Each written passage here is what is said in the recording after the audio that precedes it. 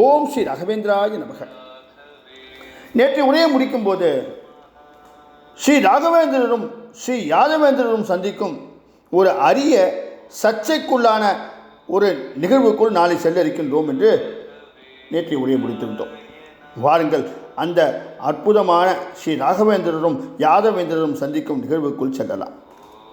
இப்படியாக மகா பட்டாபிஷேகம் ஆன பிறகு சில காலம் தஞ்சாவூரில் தங்கியிருந்த ஸ்ரீ ஸ்ரீ ராகவேந்திர சுவாமிகள் ஸ்ரீ ஸ்ரீ சுசீந்திர தீர்த்தரின் ஆங்கியப்படி மீண்டும் அவரோடு கும்பகோணம் ஸ்ரீமடத்துக்கே வந்தார். ஸ்ரீ சுசீந்திர தீர்த்தருக்கு மன வலிமையோடு இப்போது உடல் வலிவும் சேரத் தொடங்கியது. 2 முறை மிகவும் நோய்வாய்ப்பட்டு எழுந்தவர் போல் அவர் தென்படவில்லை. வேங்கடநாதரை ஸ்ரீ ராகவேந்திரராக மகுடாபிஷேகம் செய்த பின்னர் ஸ்ரீ சுசீந்திரனின் நெஞ்சில் நிலையான அமைதி நிலவியது. கும்பகோணத்துக்கு வந்த பின்னர் ஸ்ரீ ராகவேந்திரர் ஸ்ரீமடத்தின் நிர்வாகிக்கும் நேர்த்தியும் சிறு சிறு விஷயங்களில் கூட தீவிரத்தை காட்டி அனைத்தையும் தீர்த்து வைக்கும் ஆவலையும் அனுதினமும் ஸ்ரீ மூலராமருக்கு அதிக ஈடுபாட்டோடு பூஜையில் ஐக்கியமாகி அதை நடத்தி வைக்கும் பக்தி சத்தையும் கண்ணுற்ற ஸ்ரீ சுசீந்திரருக்கு ஒரு எண்ணம் மின்னலென பளிச்சிட்டது. இனியும் நாம் இங்கு இருக்க தேவையில்லை என்ற சிந்தனையே அவருக்குள் வளர்ந்தது. வேங்கடநாதனாக இருந்தபோதே எவ்வளவு அதிசயங்கள் புரிந்திருக்கின்றான் இவன். இப்போது சாதாரண வேங்கடநாதனா? அனைவருக்கும் அருள் புரிந்து ஸ்ரீமடத்தை நிர்வாகிக்கும் ஒரு உயர்ந்த ஸ்தானமல்லவா தானே தெளிவந்திருக்கின்றது அவருக்கு. யாருக்கு கிடைக்கும் இந்த பாக்கியம்? சந்நியாசம் ஏற்றுக்கொள்ளுமாறு எவ்வளவு முறை வேங்கடநாதனுடன் மன்றாடினேன். ஆனால் என்னால் முடிந்ததா? மூலராமர் என் கனவில் தோன்றி எனக்கு தைரியம் கொடுத்தார். கலைவாணியே நேரில் சென்று அருகில் அமர்ந்து வேங்கடநாதனை சம்மதிக்க வைத்திருக்கின்றார்.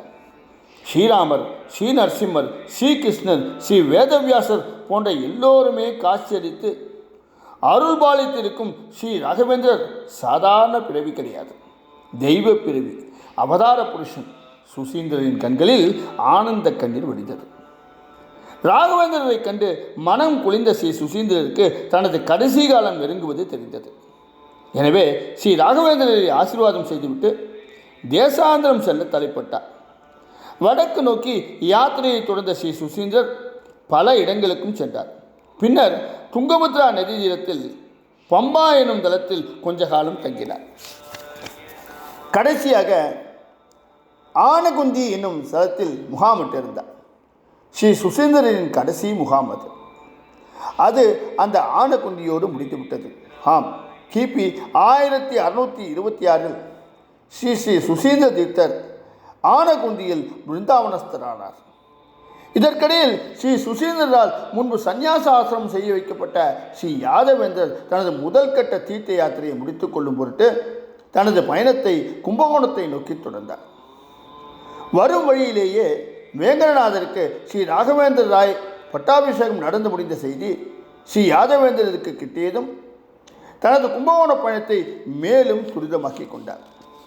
இந்த இடத்தில் ஒரு முக்கியமான ஒன்றை நாம் குறிப்பிட்டே ஆக வேண்டும். அதாவது ஸ்ரீ ராகவேந்திரருக்கு பட்டம் சூட்டியதும் அதனால் கோபமும் ஆத்திரமும் அடையப்பட்டு ஸ்ரீமடத்தின் பொறுப்புகள் அனைத்திற்கும் தானே அதிபதியாக வேண்டும் என்ற ஆவேசத்தோடு ஸ்ரீ யாதவேந்திரர் கும்பகோணத்துக்கு வந்ததாக சிலர் அபிப்பிராயப்படுகின்றார்கள். இவர்கள் எதை அடிப்படையாக வைத்து இப்படி என்று சொல்கின்றார்களோ தெரியவில்லை. ஸ்ரீ யாதவேந்திரர் என்ன ஒரு சாதாரணமான மனிதரா? நம்மை போல ஆசாபாசங்களில் சுழன்றவரா? அவர்தான் ஆசைகளுக்கு அப்பாற்பட்ட துறவரத்தில் இருப்பவராயிற்றே. அப்படிப்பட்ட ஒருவருக்கு பொறாமை உணர்ச்சி என்று எப்படிதான் சொல்கின்றார்களோ தெரியவில்லை. இதோ கும்பகோணத்தில் நடைபெறும் ஸ்ரீ யாதவேந்திரர் ஸ்ரீ ராகவேந்திரர் சந்திப்பை பார்த்து ஸ்ரீ யாதவேந்திரரை பற்றிய முடிவுக்கு நாமும் வருவோம். வேகமாக வந்த ஸ்ரீ யாதவேந்திரர் கும்பகோணத்தை நெருங்கினார். இதை அறிந்த ஸ்ரீ ராகவேந்திரர் கும்பகோணத்து எல்லையிலேயே பூர்ண கும்ப மரியாதையோடு ஸ்ரீ யாதவேந்திரரை ஸ்ரீமடத்துக்கு அழைத்து வந்தார். தனது குரு ஸ்ரீ சுசீந்திர தீர்த்தரால் தனக்கு முன்னதாக சந்நியாசம் அளிக்கப்பட்ட ஸ்ரீ யாதவேந்திரரே இனி மடத்து பொறுப்புகளை ஏற்க வேண்டும் என எண்ணிய ராகவேந்திரர் தனது எண்ணத்தை ஸ்ரீ யாதவேந்திரரிடம் சமர்ப்பித்தார். இல்லை இல்லை என்பது போல தலையை அசைத்து பதில் சொன்னார் யாதவேந்திரர். தொடர்ந்து என்ன நடந்தது நாளைய உரையில் பார்ப்போமா? ஓம் ஸ்ரீ ராகவேந்திராய நமக. ஓம் ஸ்ரீ ராகவேந்திராய நமக. ஓம் ஸ்ரீ ராகவேந்திரா